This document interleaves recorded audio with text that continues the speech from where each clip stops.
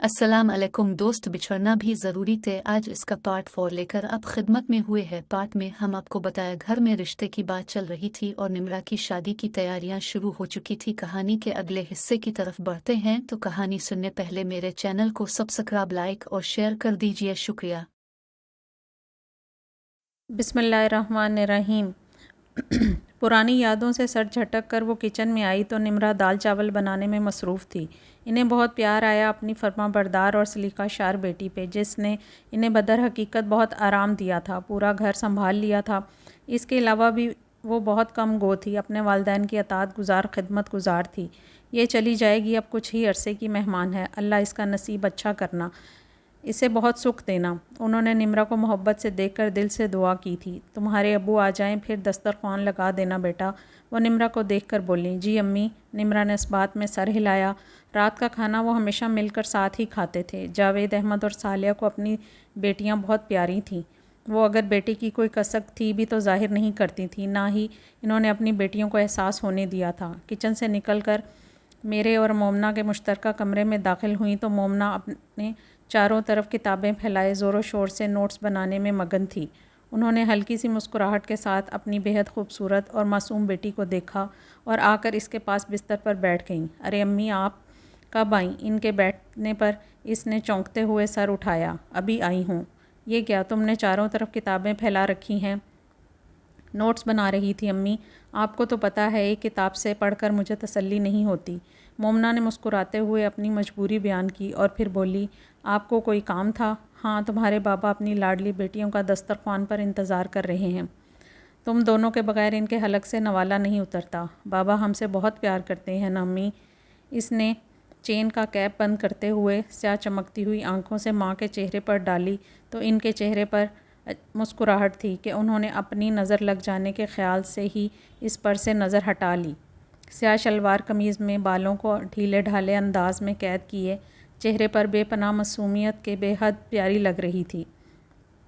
उन्होंने दिल में सोचा और कई दुआएं इस पर पढ़ के फूंकने लगी। अरे भाई, कहाँ रह गई सालिहा? हम भूख से बिलबिला रहे हैं। ये बाबा की आवाज़ थी। वो चौंक कर उठी। मैं भी ना तुम्हें बुलाने आई थी, तुमने भी मुझे बातों में लगा लिया। चलो उठो, जल्दी नीचे आओ, खाना ठंडा हो रहा होगा। वो जल्दी से बोलते हुए दरवाजे से निकल गईं तो मोमना ने भी जल्दी से किताबें बंद कीं और हाथ धोकर नीचे आ गई। अस्सलाम वालेकुम बाबा, मोमना बोली। वालेकुम अस्सलाम। बड़ी देर कर दी मेरे बेटे ने आने में। बाबा से देखकर शफ़क़त से मुस्कुराए थे। मैं नोट्स बना रही थी बाबा, इसने मुस्कुराते हुए कहा। यूं ही सब घर वाले हल्की फुल्की गुफ्तगू करते खाना खा रहे थे।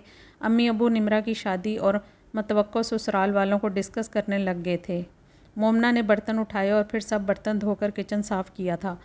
लड़का जद्दा से आ जाए तो हम फ़ाइनल तब ही कर लेंगे, जावेद अहमद बोले। लेकिन सलमा बहन कह रही थी जब तक हम रस्म कर जाते हैं। सालिहा बोली, मेरा मशवरा तो ये था कि जब तक लड़के से ना मिल लें, मुकम्मल छानबीन ना हो जाए, इन्हें रस्म मत करने दो। वो तुम्हारा क्या ख्याल है? आप ठीक कह रहे हैं, ये बहुत बड़ी ज़िम्मेदारी है। सालिया फ़िक्रमंदी से बोली। तुम परेशान मत हो, मैं मुतमईन हूँ इन लोगों से और ये तुम्हारे पुराने जानने वाले हैं। बज़ाहिर कोई ख़ामी नज़र नहीं आती, बस मैं लड़के से मिल लूँ।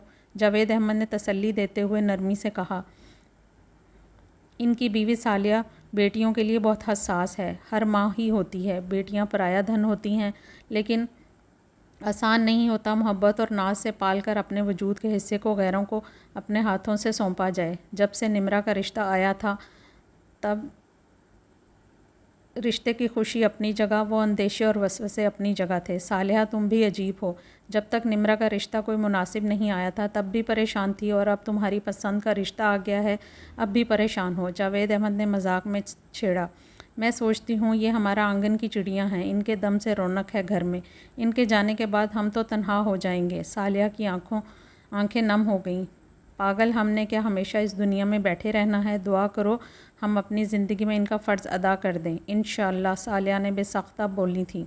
मैं नहीं जानता कब से, मगर ये ज़रूर कहूँगा। इन दिनों जब अपना अच्छा बुरा जानने का तजर्बा नहीं होता तब से मुझे मोमना अच्छी लगती है। जब वो खाला के साथ हमारे घर आती थी मैं सारे काम छोड़कर इसके आसपास मंडलाता रहता था। मुझे इस वक्त ये नहीं पता था इसे मोहब्बत कहते हैं। इस वक्त ऐसी सोच कहाँ से آتی ہے۔ ان دنوں تو دل اگر چاند کی تمنا کرے تو دل اسے حاصل کرنے کے لیے مچل جاتا ہے۔ بچپن کی خواہش ہے وہ میری، اسے حاصل کرنا مشکل نہیں، اور میں علی عثمان میں کیا خامی ہے مجھ میں؟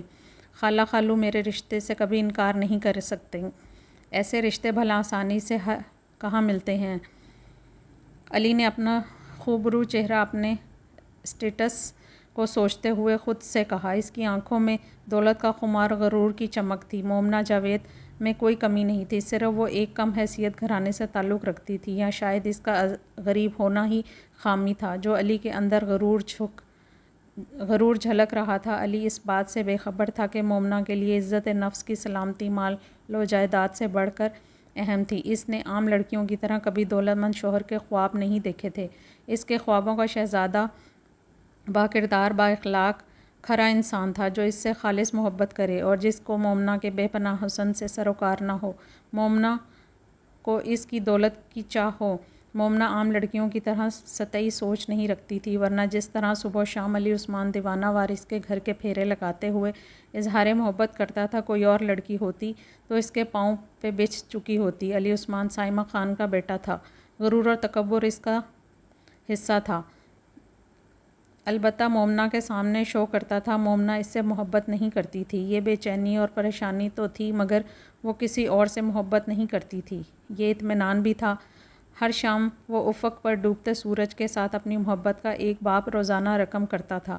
ایسے میں جو سرشاری کی کیفیت رگ و پے میں جاگزیں ہوتی تو